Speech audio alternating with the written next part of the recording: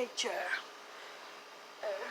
Where Toby is out here searching for the majestic blue pecan.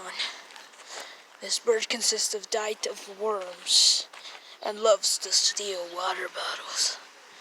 Toby is on the search for this bird. Very majestic. As its name suggests, it is blue. Is it a pecan? I'm not sure, because I don't know what a pecan is. We are here in the best location to find this bird, the backyard. We have trees. Toby seems to keep searching for it. And Toby seems to have spotted a water bottle on a tree. That tends to mean blue pecan. Toby is slowly walking.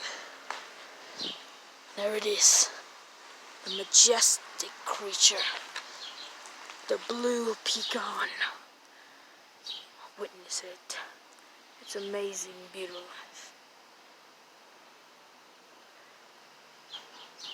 Enjoy it. Enjoy it. Enjoy it. Enjoy it. This species is in danger due to the fact that they eat water bottles.